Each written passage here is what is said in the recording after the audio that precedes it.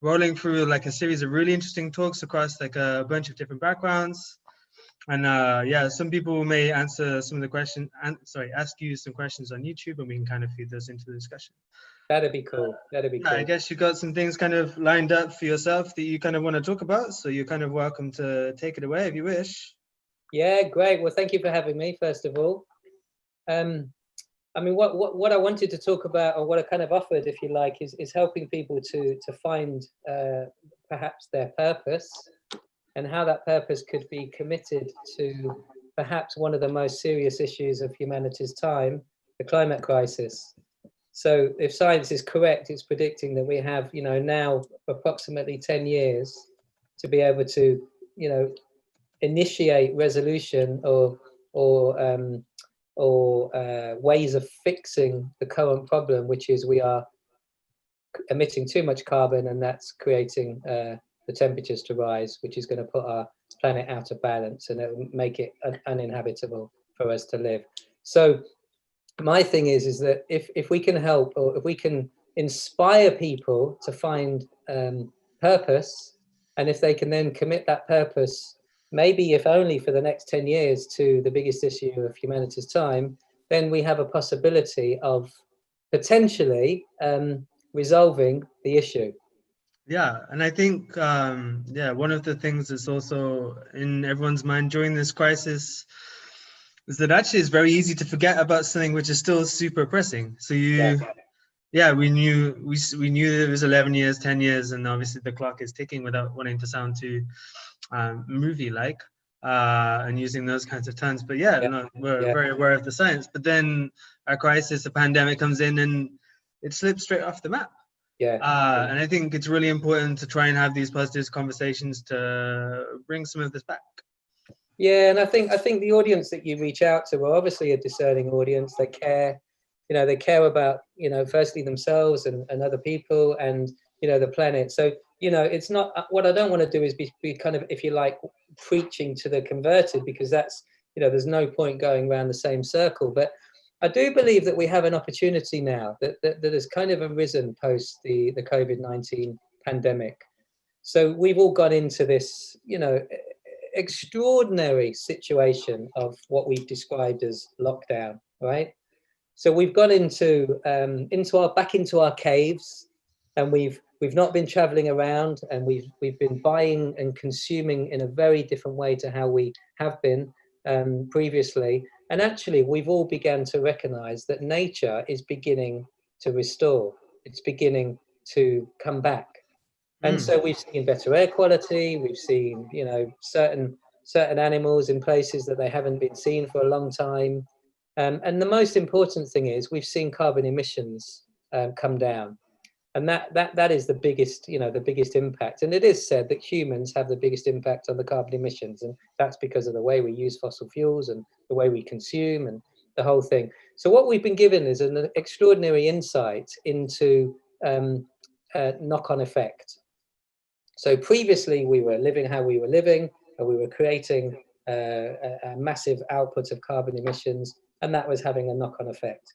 We've been put into a situation now where we had to reduce all of that, not through choice, through being forced into that issue.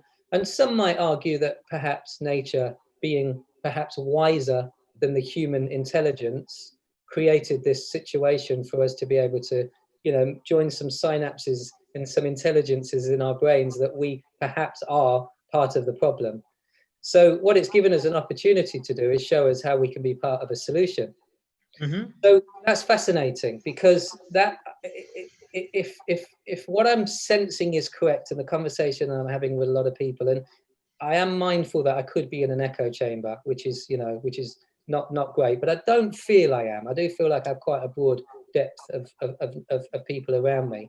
There seems to be this ongoing questioning now in people as how can I live differently after this pandemic, after this lockdown? And we're still, still in the tail end of it as we speak, and it's still going on around the rest of the world in other countries as significantly as it was here. So we're not by any means out of the other end. But what I'm being clearly shown is that people are much more caring about things than they were previously. So that is a pivotal moment in human consciousness. And so what I'm seeing is that there's an opportunity for us to understand perhaps a little bit more deeply why we exist, which is, you know, probably the biggest question that one could ask in the universe. You know, who are we? Why do we exist? What's it all about? What's it for? That's obviously an open-ended question, and everybody's going to have different answers to it. And I'm not going to get into religion or, you know, any of that, because that's not who I am. But I do believe we have individually have, or collectively have, a purpose for existing. Now, is that purpose just to be human and living in the way that we were living? Or is that purpose an opportunity for us to, you know, try and find whatever that purpose is and then live it and then become human beings rather than human doers, right? So I want to talk a little bit about my journey, and I'll do that for maybe 10 minutes, about how I found my purpose, because I'm hoping that this may be a way that other people can perhaps begin to find within themselves what their purpose might be, and then how you can commit that purpose to the biggest issue of humanity's time, the climate crisis, right? So I run an organization called My Green Pod. We're an ethical lifestyle media company. All we've done for the last 12 years is write news stories about brands and products and organizations and services and movements that are doing good, that are taking into consideration what perhaps is a solution that can honor nature, people, before profit, essentially. So we work in the ethical kind of consumer zone. I don't like calling people consumers, because actually it's a labeling that is just not healthy. We are, if we choose to be, conscious citizens that buy stuff. But we don't need to label ourselves as consumers, because actually it's funding an economy that can't survive on non-essential, on essential products only. It's proven that in the last few months, when we've only been buying essential products, that the economy cannot survive. So clearly, the economics of our planet is dysfunctional. So that's the first thing for us to understand. So our business model has always been about engaging people and trying to find the best products that they can buy that are good for people and planet. And these products are better than most products that you'll find on the supermarket shelves and on the high street, because they're obviously controlled by big companies that have the money to get these products into those retail outlets in the first place. So we've got an alternative media ethical lifestyle company. Now, what we've done over the 10 years, as I said, is put news stories out, always positive. We've never gone down the negative road. And what we do now is we have a marketplace where people can actually buy those products. So it's a kind of curated environment of knowledge and inspiration and products, right? That's what we do. Now, I've been doing that, as I said, for 12 years, which, if you look at the kind of climate emergency journey, that was quite early. It was like 2008. You know, it's really mainstream now, but back then it really wasn't. And the reason for that is I was invited in 2006, toward the latter part of 2006, by some TV researchers to go onto a television documentary that was being produced by Channel 4. We didn't know what it was about, but all I knew was that it was going to be an eco documentary and an observational documentary. So it wasn't quite Big Brother, which is kind of constantly filmed. It was something about the environment. So for me, that felt like a worthy opportunity to engage in a TV show that could perhaps educate people. Now, at the time, I wasn't really an environmentalist, as I know myself now. What I was then was I guess a bit more of a spiritual hippie, tree hugging, yogi, Reiki master kind of person that just kind of appreciated, life and I guess what we could now describe as, quite modern ways of being. So mindfulness, back then I called it meditation. There's loads of yoga practice. I was learning yoga and things like that. But previous to this show, the reason I was asked to go onto it is I had studied with a female shaman in England, actually, not a South American ayahuasca type shaman. A shaman simply means somebody that is a wise person of the village, a person that communicates with nature. And this is my teacher. And she taught me the principles, or not the principles, but a lot of principles and laws that were attached to how nature kind of runs itself. So I wasn't bound by what most people would describe as man-made laws. I was slightly more open to other types of laws, which were natural laws, right?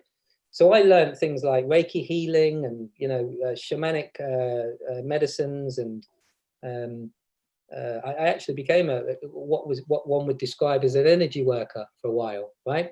And so it's quite wacky. I mean, back then it was quite wacky. So these TV researchers met me and they said, "Oh, you know, you're a bit of a wacky guy, and I think you'd be really interesting. Would you come onto a TV show that we're doing?" And I said, "Well, what it's about?" So I can't really tell you much, but it's an eco-observational documentary.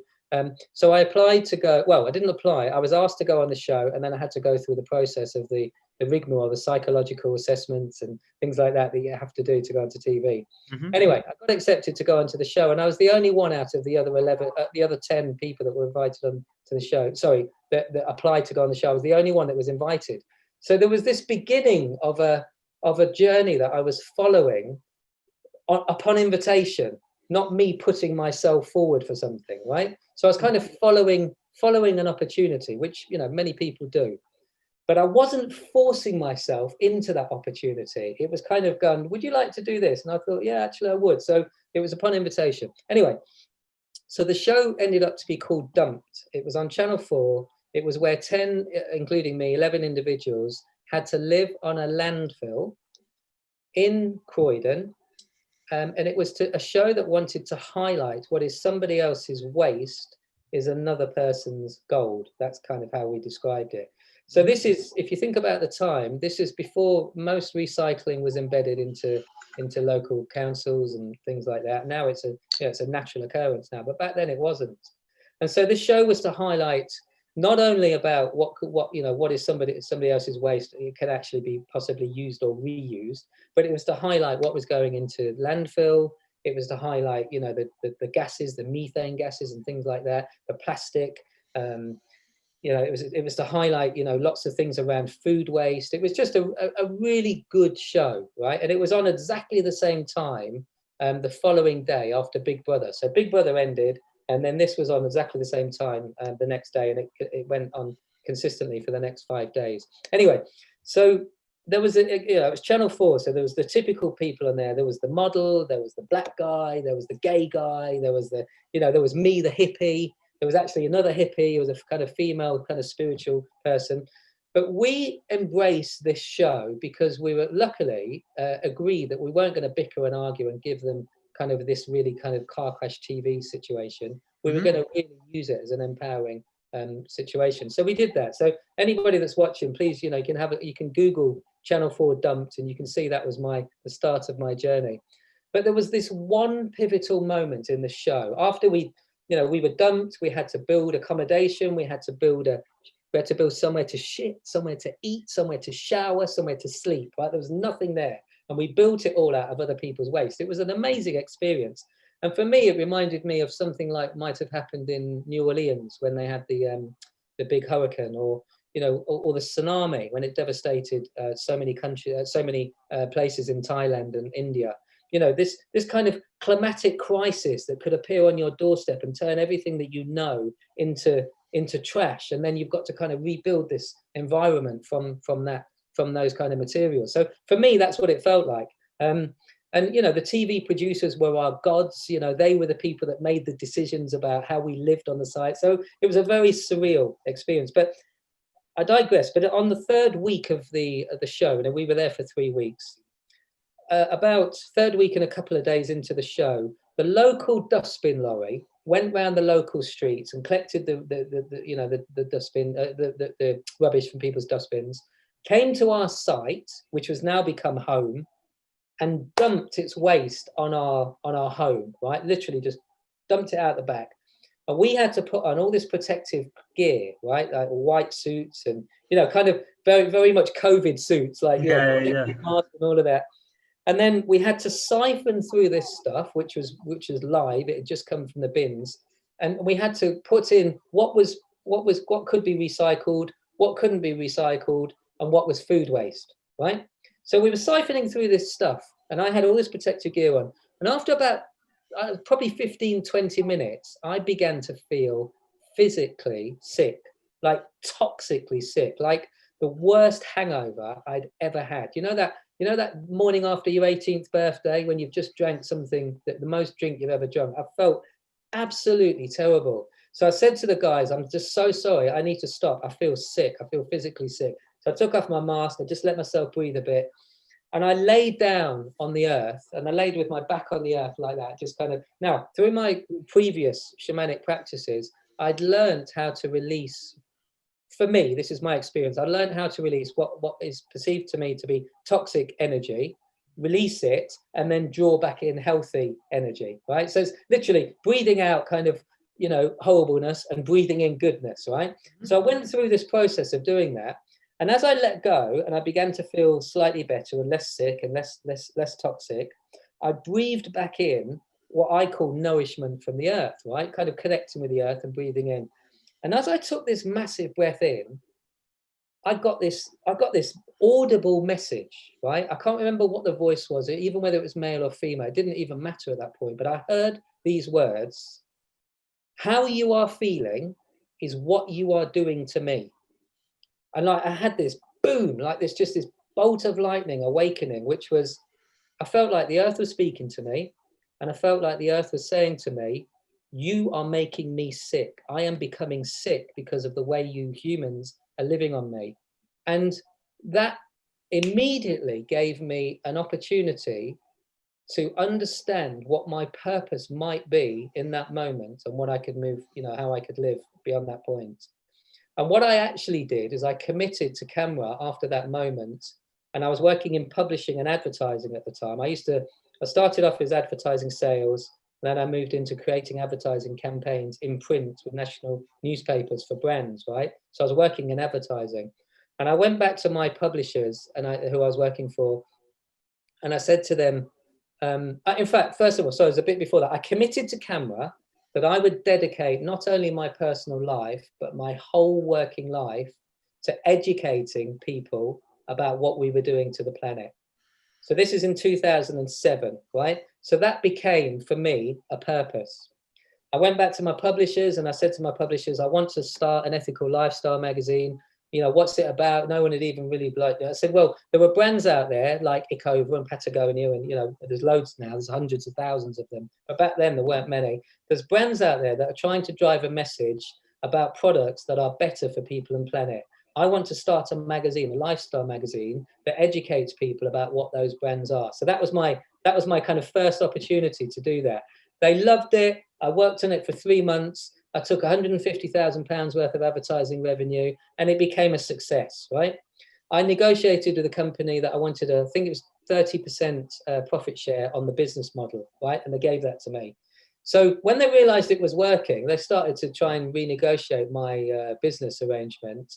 So I just said to them, look, if you can't honor what you've agreed, I'm going to take the project somewhere else. So I thought very hard about where I should take it. And then anyway, after a while, I thought the two biggest publishers in the world are the BBC and National Geographic.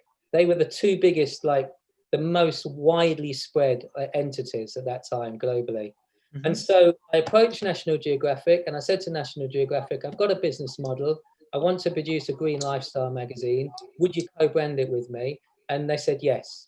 And within a year, I had a contract with National Geographic to produce what is now known as National Geographic Green. And it was the world's biggest ethical magazine that, ever seen.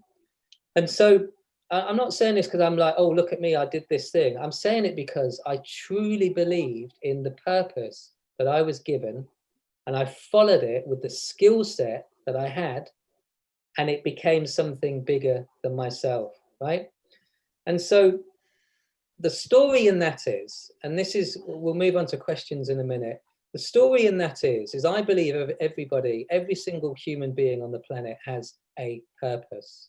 Unfortunately, not everybody can, not everyone has the luxury of being able to live that purpose because of societal circumstances, right?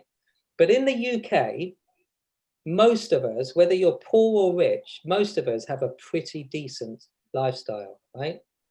Most of us have an understanding of what it is that we are good at. And all of us have something that we love and that are fairly good at, right? All of us. Mm-hmm.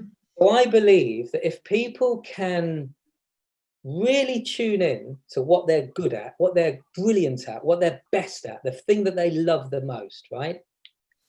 And then they can commit that quality, that thing that they're good at, that quality, to helping the planet, helping nature, helping each other, helping our future generations to deal with the climate crisis, right? So what are you good at?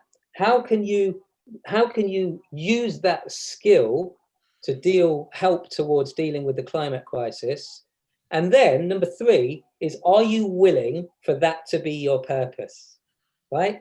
So it's a 3-step approach. What are you good at? Are you willing to commit it to the climate crisis? And then are you going to accept that that is your purpose? Now, I think there's something in that at the moment, because lots of companies are talking about, having purpose. The big banks are stepping up and saying, we've got purpose, we've got values. We know half of it is greenwash. We know most of it is bullshit. We know some of it is truth, because they do want to change. Why do they want to change? Because they know people want a different experience from brands. It's very simple. So, but I think, for me, I think this change, this evolutionary opportunity, is going to come from the bottom up. I can't see it coming from top down, partly because the numbers. There's more numbers at the bottom than there are at the top. Yes, the top tier, the big investment funds, the pension funds, the political organizations, the country leaders, yes, they have power, but what they don't have is strength in numbers, right? So if we can find out what we're good at, if we can commit that to the climate crisis, and then that becomes our purpose, there's then lots of other little things that we can do as part of that. We can shop differently. We can decide to put our money in places that is going to fund organizations that are good for people and planet. And we can live a much more wholesome life, less traveling, working from home. I mean, there's all these opportunities that we've got now. So I know I've rambled on now for quite a long time. There's only literally 5 minutes left. I didn't realize it had gone that much. So let me shut up and we'll go to questions if there is any. Well, it's kind of funny because in different ways you have touched on most of the questions that we have lined up, which is also why I didn't feel a big need to interrupt at any stage, because I kind of felt like you were just heading in the right direction anyway. Because I feel like some people ramble, but I guess if you're used to media and kind of getting to the point with a lot of what you do, maybe you just kind of figure that out how it goes. So maybe just a few quick questions for the people at home. One of the pressing ones, of course, you have kind of already loosely touched on, at least, is so in this crisis, everything has kind of been on pause. We've seen like all of these good news stories, like, oh, all of the emissions have dropped, so on and so forth. But then we also know that it's is that the reality? How will it stick? So yeah, the kind of your feeling for how we as a society might kind of it's difficult because it's not like undoing all the hard work. It's like stopping us from redoing these problems just by how we are. But I think it can happen very quickly, right? Yeah, I mean, the big campaign that we're pushing at the moment on anybody that's listening, go to mygreenpod.com. We're pushing a campaign which is called Don't Change. You've already done that. So that's exactly the point. People have changed because they've had to. And the point is, you've already changed. So now it's a case of sticking to those changes that we've made. A really, really big one is how we travel to and from work. I didn't realize this, but I think it's 1/5. Don't quote me on this because I might have got it not quite right. But I think 1/5 of carbon emissions from fossil fuels is people traveling to and from work. 1/5. Now that is massive. So big companies like Twitter and Google, and I think possibly some others, are now saying that their staff, firstly, they've understood that it reduces the carbon emissions. Secondly, it cuts their bills on office premises, which is obviously a win, a bottom line win. And thirdly, they do realize that people are actually willing to work from home and be more productive.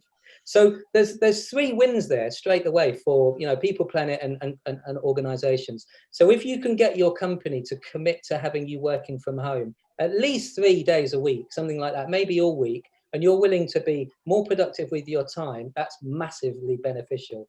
The second one is, I think, is the way people have been shopping. like all these veg boxes and things like that. If you're buying local produce from local farmers, it's helping the soils, it's helping. I mean, my quick wins are organic, you know, flexitarian diet, try and eat less meat if you can during the week. I'm a vegan, but, you know, we choose to be as a family, but I'm not saying you have to be vegan, but, you know, what you buy, what you put in your body, what you clean your home with, how you travel from A to B, and how you go on holiday are all things that you have power over, that I have power over. And if you think about doing a little bit of research on all of those things and doing it as consciously as you can, without damaging the people or planet in the process, that is massive, massive change, and we have the power. The people have the power. And I think also the nice thing about it is that it feels really good. Those It feels positive amazing. changes, it does feel really good. And you know that by taking these changes and you're like, oh, I feel really happy about this. Yeah. I was saying in a previous talk, I feel like in maybe 2012 or so, around that time, there was like this huge like feeling of apathy of like, everything is effed up. We can't fix it. We can't do anything about it. How do we change it? But actually just this slow positive feeling of encouraging people and be like, well, check out this, try this, let's do this. Not you're a bad person. Like how you said, people don't have to be vegan, but you are. It's about everyone can feel good about it. Let's keep on helping each other. I think that's where we find a lot of it. And obviously for what we see with My Green Pod, obviously this just positivity works. I think a lot more than negativity does. And looking at the positives out of this situation, it really helps. I agree. I mean, there's so many negative things going on in the world. It's you know, if you were to look from the outside looking in, you'd think, what the hell are these people up to? But what we can do is we can take responsibility for our own families and ourselves and our own environment and our micro ecosystem, and make that micro ecosystem the very best that it can be. And what happens is the very vibration of that. I mean, science is proving that everything in our universe is conscious. It's vibrational, it's frequency. Once you change your vibration, your frequency in your own world, that will then ripple effect out to friends, family, communities, towns, cities. You know, it's happening. I mean, there's absolutely no doubt at all. It is happening. What we've got to do as conscious people is just keep prodding and poking people to make sure they don't fall back to sleep. Yeah, and I think also it's holding hands, it's lifting up, it's not the jabbing, it's not the shouting, it's not the finger pointing. We don't want any of that. It is just the lifting up. Yeah. And I think we've seen, you know, in all of these, even just from like the neighborhoods coming out and clapping from the carriers, even if it's not an environmental thing, it's not. It's the people feeling like, oh, we can achieve, we can. Exactly. And getting that message back in there, it's going to work. So we're part of something bigger than ourselves. And I think that's what we all want. We all want to feel included. And I think the way we include it, the way we feel that is to include ourselves. Fantastic. So yeah, thanks very much for coming on, Jarvis. It's a pleasure. It's been great to have you here. Talking to you. I'm sorry so quickly. That was like well, I think based on how this is going that we need to find some new ways to keep a few things, because obviously we're just one festival a year. I think we might figure out how we have some more conversations around this, because it's probably, I think a lot of people want to hear it, and I think a lot of people want to speak. So why stop that? I agree. Well, thank you very much for having me. What I will do for you guys is I'll send you a 15% discount code for anybody that wants to shop on our website, and you can send that out to people in your network, just for them to have a taster of our curated products. Yeah, fantastic. Well, we can put it in the Facebook event, or you're welcome to post it in yourself. Yeah. And well, hopefully people can check out. It's the good brands being supported also is nice. Yeah, exactly. And for every transaction, we plant a tree. So we embed restoration. As you take, you give back at the same time. So fantastic. Well, till next time, Jarvis. Yeah, thanks. Nice talking to you. You too. See you soon. Bye-bye. Yeah.